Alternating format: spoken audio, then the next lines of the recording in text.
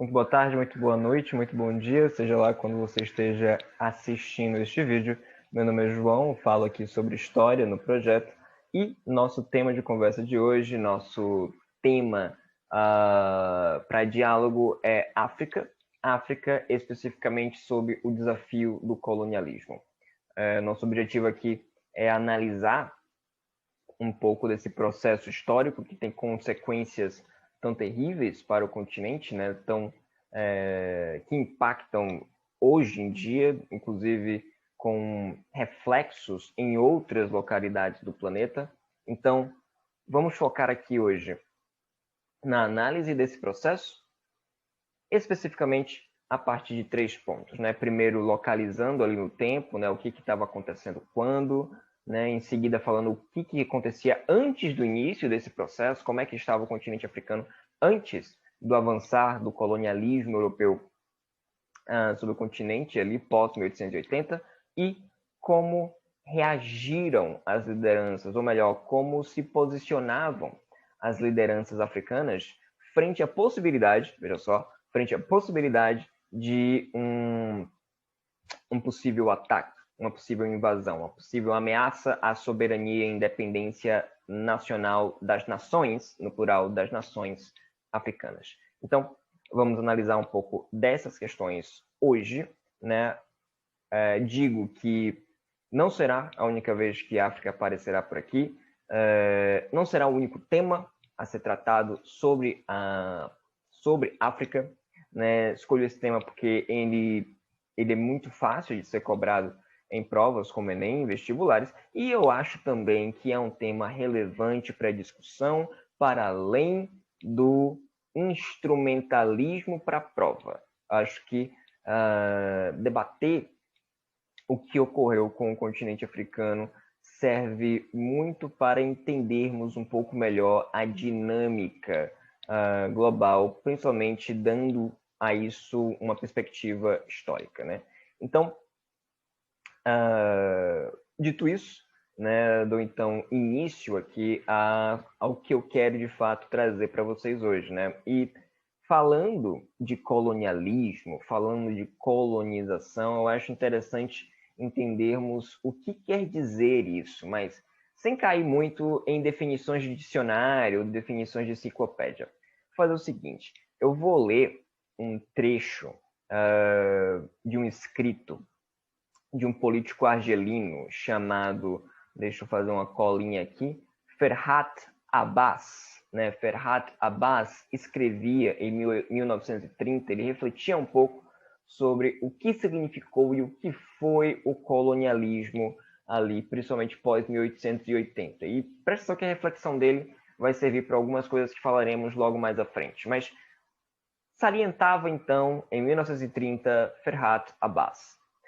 A propósito da colonização da Argélia pelos franceses, para a França, a colonização constitui apenas uma empreitada militar e econômica, posteriormente defendida por um regime administrativo apropriado. Para os argelinos, contudo, é uma verdadeira revolução que vem transtornar todo o antigo mundo de crenças e ideias, um modo secular de existência. Coloca todo um povo diante de súbita mudança. Uma nação inteira, sem estar preparada para isso, vê-se obrigada a se adaptar ou, se não, sucumbir. Tal situação conduz necessariamente a um desequilíbrio moral e material, cuja esterilidade não está longe da desintegração completa. Isso dizia Ferhat Abbas em 1930. Ferhat Abbas, um argelino, portanto, alguém forçado à situação de colonizado pelo Império Francês. Veja que a definição dele já nos dá muita abertura para refletir. Mas eu queria começar essa conversa a partir dessa definição para a gente ter a dimensão humana do que significou, para além das questões de soberania ou não soberania política, das questões de dependência ou não dependência econômica. Tudo isso é super relevante e isso se entrelaça com as questões dos afetos, mas essa fonte, né, que eu acabei de citar aqui, o texto, o escrito de Ferhat Abbas, nos traz o que é a violência simbólica do processo de colonização. Ou seja, imagina você forçado de maneira súbita, do dia para a noite, a abandonar tudo que você acredita, ou do contrário, você morre. Se você acreditar em Deus ou em algum Deus, você ser forçado a não acreditar mais nesse Deus e passar a acreditar em outro. Né? Se você pratica tal rito religioso, não pode mais, ou você passa a praticar o rito daquele que se diz o mais civilizado, ou então você morre. Então, pensa, isso é o que nós poderíamos chamar de um exercício de alteridade, né? De entender a diferença, de entender o mundo a partir do outro, né? E tentar imaginar como é viver como o outro, mesmo que você não tenha nenhuma experiência que o aproxime desse outro. Mas imagine que isso pudesse acontecer, né? Imagine, por exemplo, que um ser alienígena viesse do espaço e forçasse toda a cultura da Terra a ser como é no planeta dele, por exemplo. Isso seria, né, de uma violência brutal. E foi isso que ocorreu com o continente africano, e que está muito bem aqui descrito pelo Ferhat Abbas. Então, vamos começar com essa reflexão, né? Vamos começar com esse pensamento. E aí, vamos tentar localizar um pouco no tempo, né, do que a gente está falando. Nós estamos falando principalmente ali daquilo que costumamos chamar de colonialismo, neocolonialismo, imperialismo, né? Volta e me prefere o termo neocolonialismo porque ele se manifesta de uma maneira diferente daquilo que começa, né, daquilo que se inicia com as grandes navegações, com a grande expansão europeia pós-século XVI, ou melhor, ao longo do século XVI. É um processo, é uma dinâmica de dominação diferente. Mas, portanto, o período que nós estamos falando aqui é pós-1880, né? Inclusive, poderíamos dividir em três grandes períodos, né? Em três períodos temporais aí para falarmos sobre esse processo de neocolonialismo, de imperialismo da Europa sobre o continente africano. O primeiro vai de 1880 até 1919, podendo inclusive ser subdividido em 1880 a 1900, entendido ali como um período de invasão e ocupação do território, e 1900 até 1910 como um período de pacificação total, como um período de pacificação e estabelecimento das estruturas administrativas desse novo momento. Um segundo período, indo ali de 1919 até 1935, e um terceiro de 1935 até 1945. Vamos explicar um pouco melhor por que essas diferenças são importantes, por que nós fazemos essas periodizações na história. Em primeiro lugar, né, se estamos falando de colonialismo, neocolonialismo, né, o que diferencia isso daquilo que já estava acontecendo desde a expansão europeia?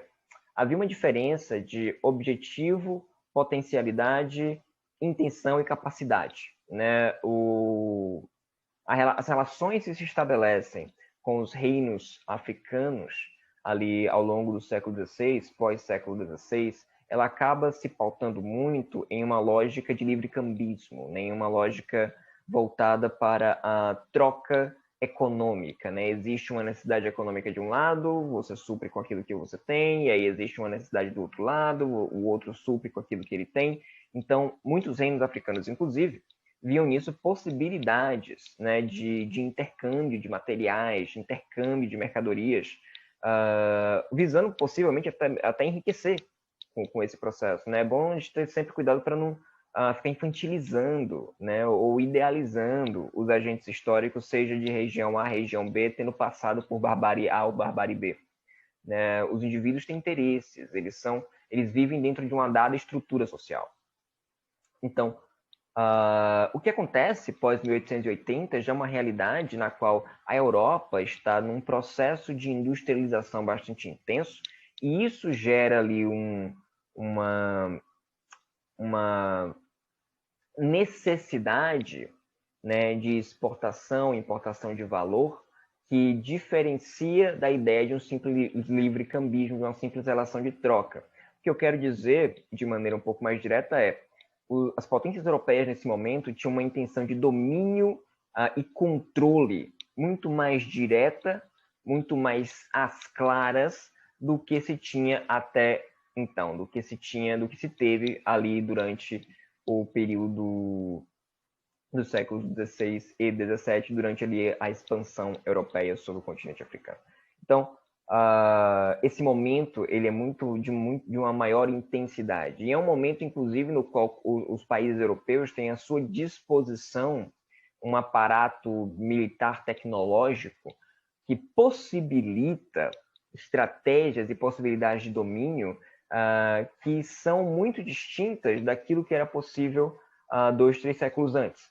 Então, é um processo que está em uma esteira que já estava estabelecida desde séculos anteriores, mas ocorre de maneira distinta, ocorre seguindo padrões históricos, padrões de capacidade histórica, padrões de intenções políticas historicamente marcadas que diferenciam um processo do outro. Então, temos aí essa periodização. Olhando um pouco por dentro dessa periodização, o que a gente consegue ter? O que a gente consegue extrair delas? Né? Por que nós fazemos essa diferenciação? Né? O primeiro recorte, 1880 e 1919, já está um pouco claro, está um pouco estabelecido. Né? É o momento ali no qual há de fato a intensificação da ocupação do continente africano por parte dos europeus. É onde a guerra está claramente acontecendo em maior intensidade, é onde a ocupação, é onde a invasão está acontecendo com maior intensidade.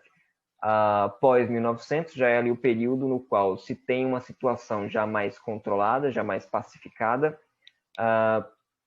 situação essa que agora requer o estabelecimento de um aparato administrativo, requer o estabelecimento de formas de estruturas de administração para esse novo momento. O ano de 1919 ele é interessante, né, para marcar aqui o segundo momento da nossa periodização, de 1919 a 1935. Ele já é interessante para marcar uma coisa que é pensa assim, 1880 a 1919, as guerras de conquista estão acontecendo. E em 1919, com exceção de alguns poucos países, como foi o caso da Etiópia, algumas regiões do Saara, a Líbia, a Libéria, com exceção basicamente desses países, as outras nações basicamente haviam perdido sua independência para os europeus.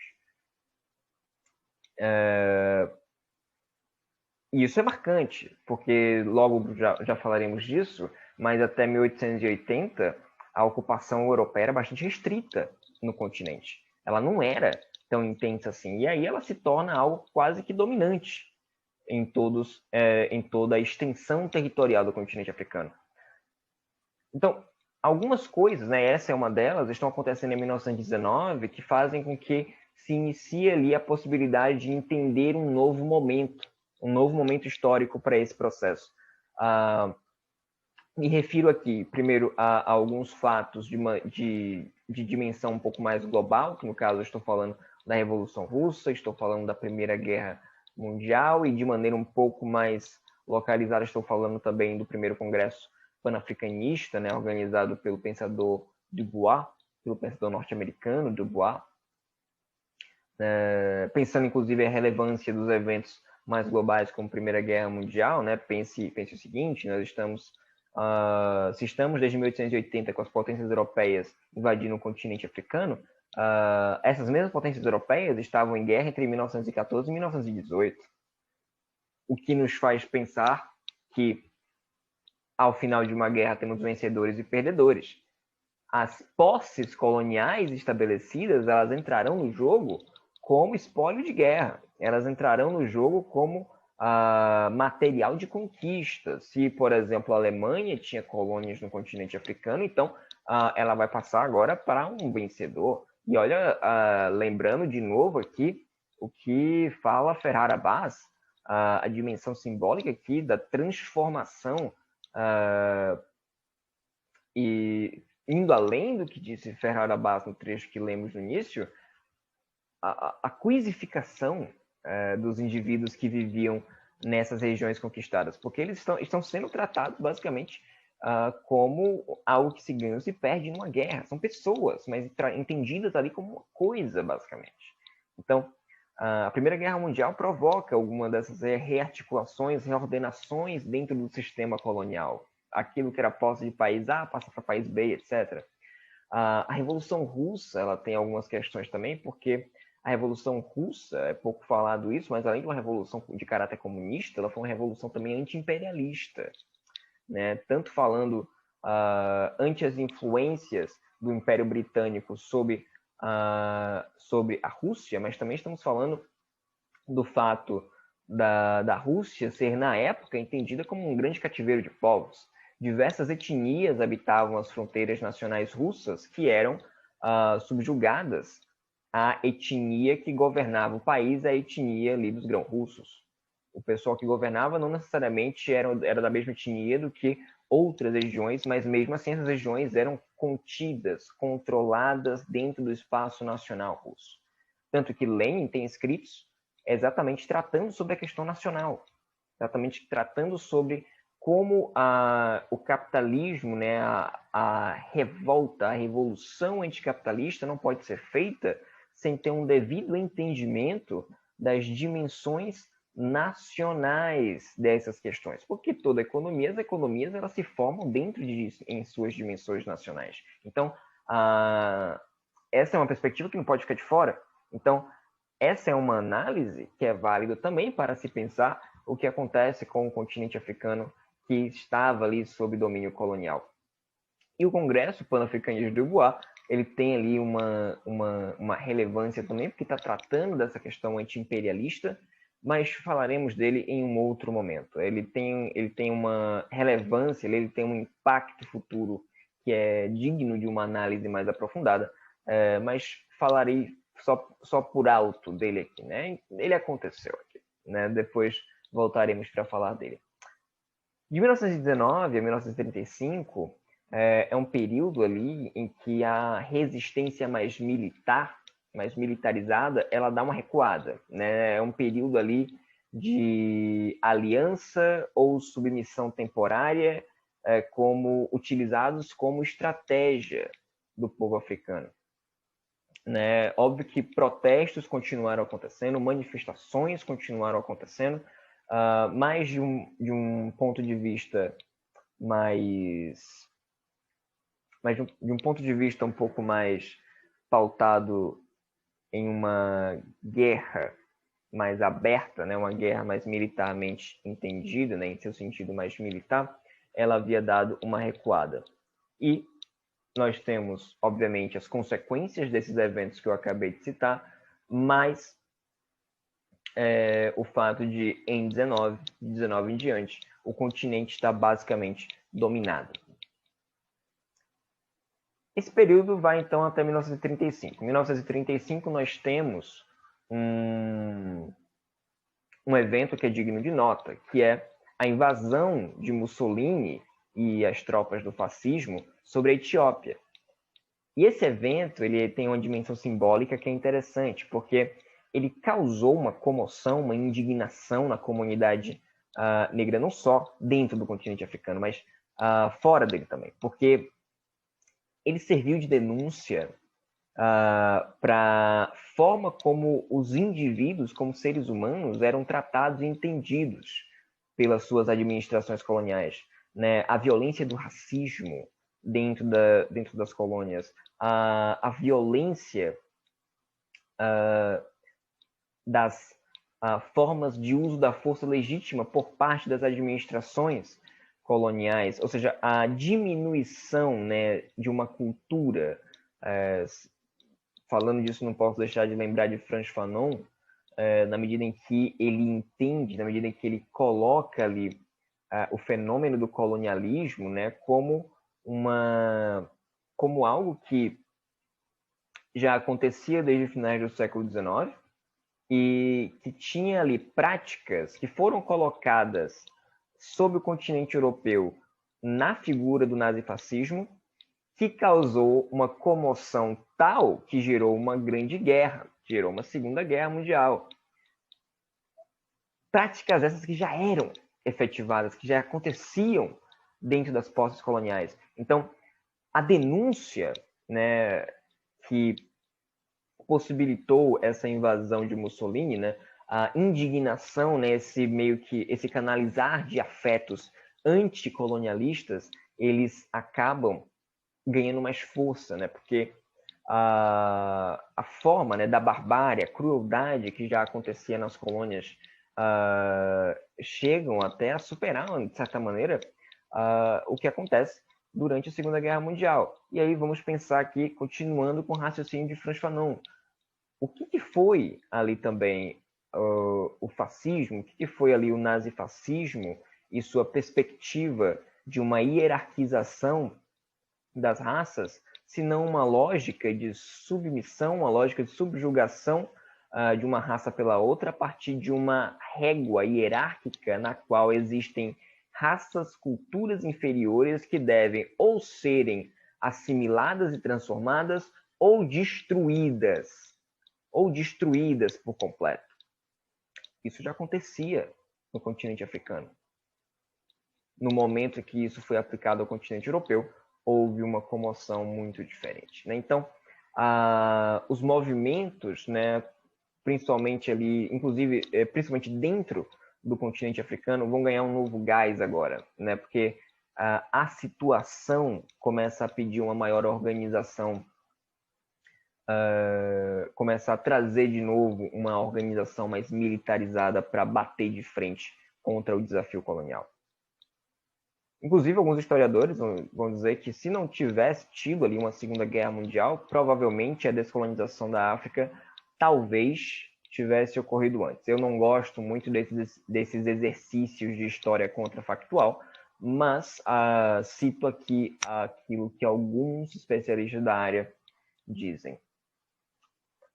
Aliás, né, esse período que vai de 35 até 45, 50 é o período no qual a luta armada é o período no qual as resistências de caráter mais revolucionário ganham força, né?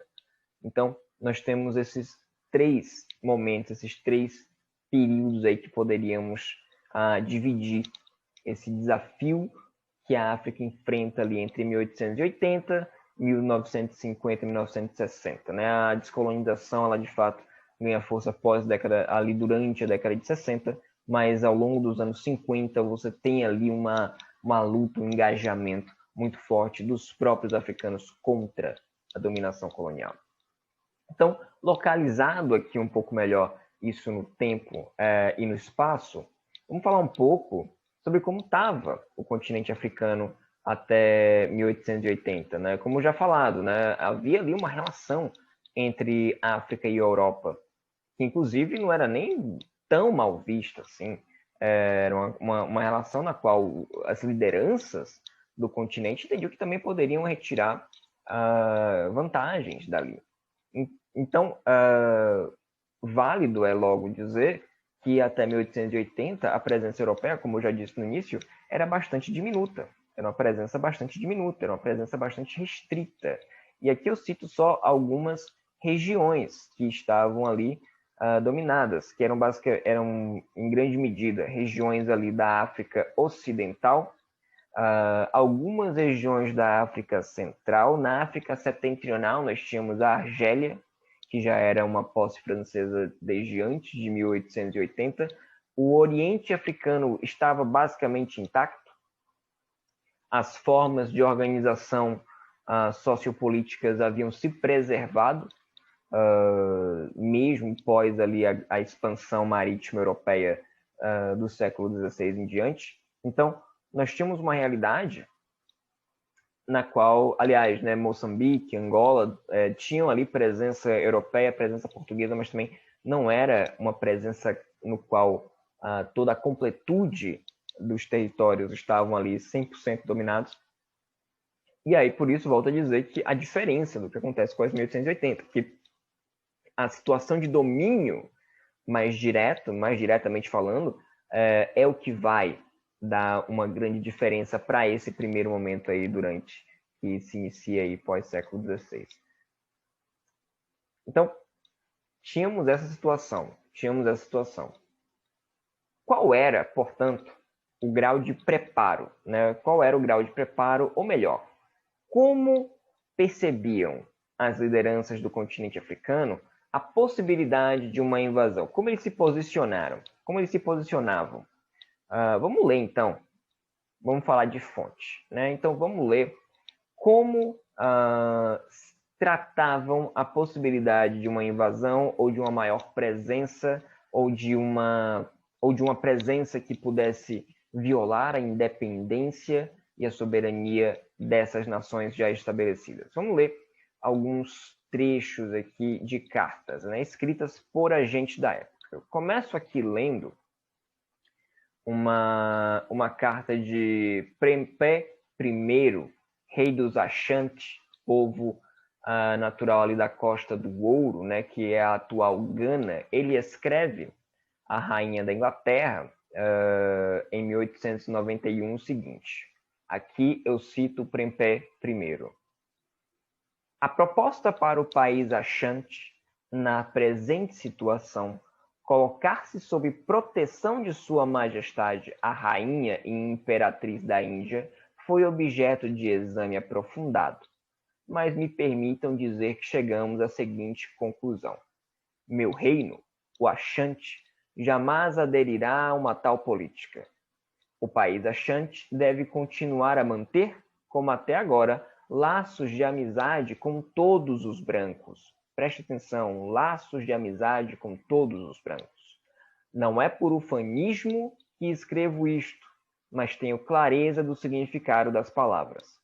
A causa dos Ashanti progride, e nenhum Ashanti tem a menor razão para se preocupar com o futuro ou para acreditar por um só instante que as hostilidades passadas tenham prejudicado a nossa causa. Então, veja, ele está se colocando aqui sobre a possibilidade de se colocar sob proteção da rainha da Inglaterra, de se colocar ali como uma região protegida pelo Império Britânico, mas frente a essa possibilidade, ele prefere a soberania.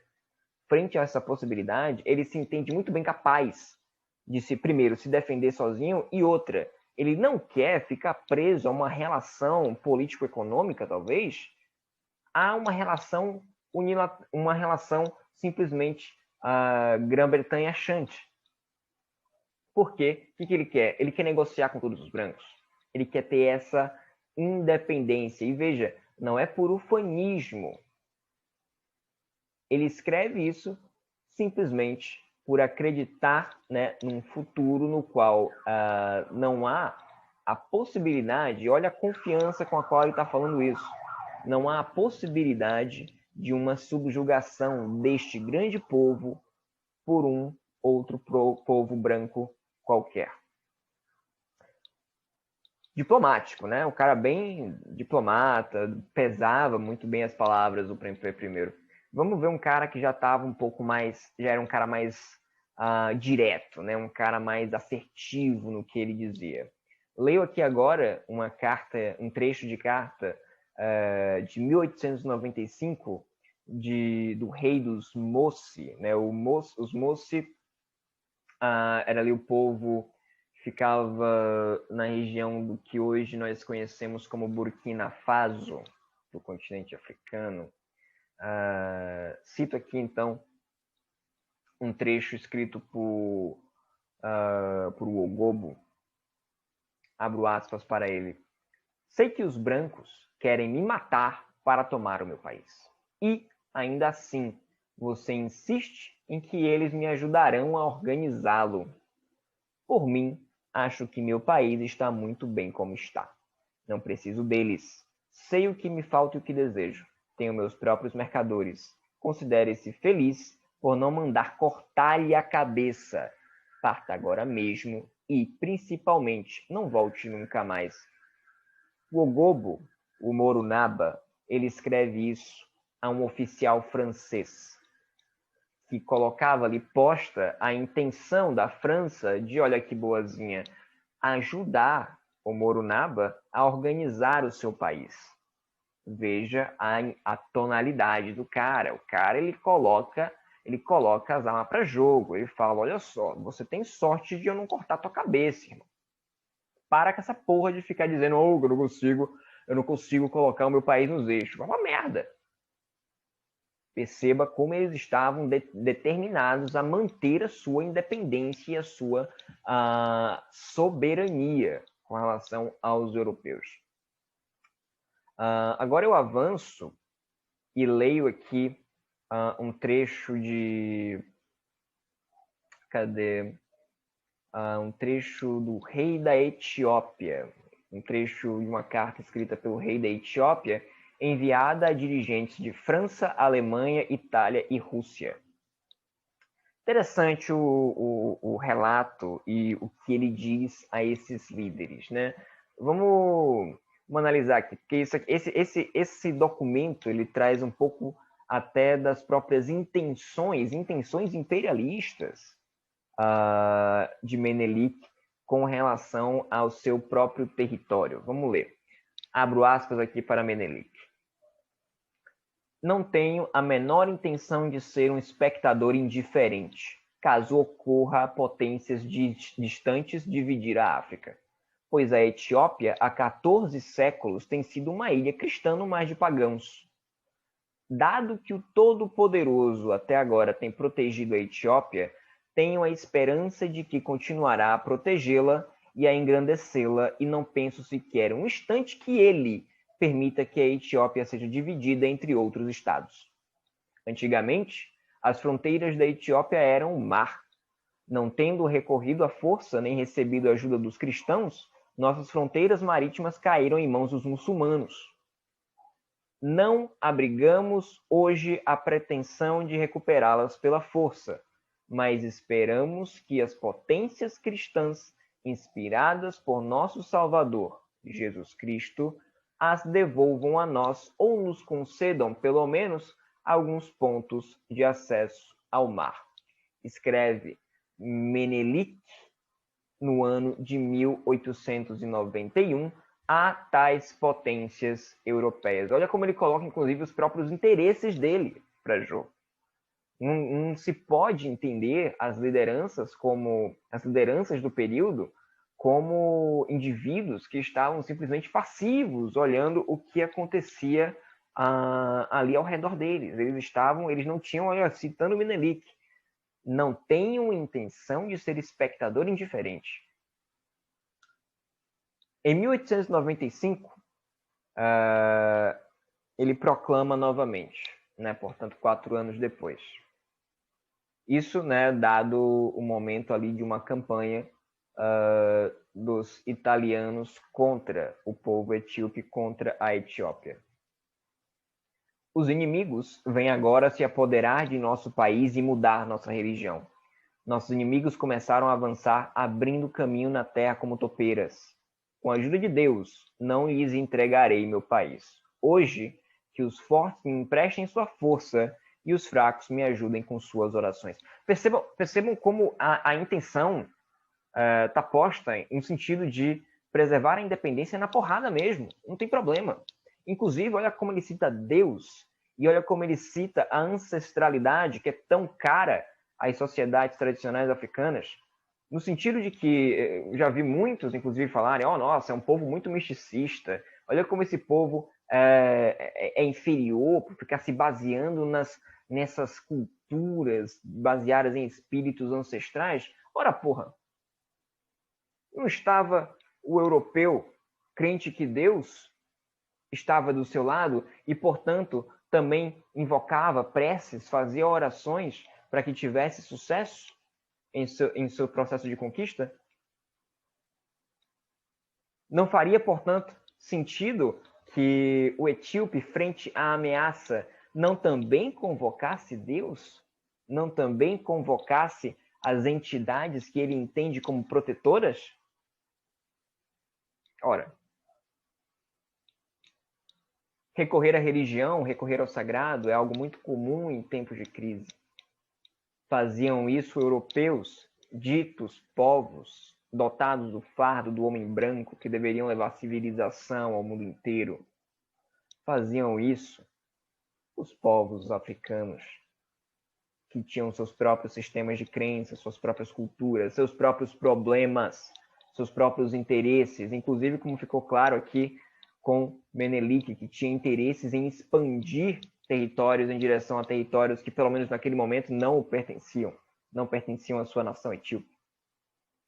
Então, deixo aqui, portanto, e aí eu finalizo, eu acho que esse vídeo já está longuíssimo, mas finalizo, portanto, dando essa voz a esses agentes históricos do período, que não assistiram ao processo de domínio de maneira indiferente, não assistiram como simples espectadores, não simplesmente se deixaram dominar, eles partiram para a porrada.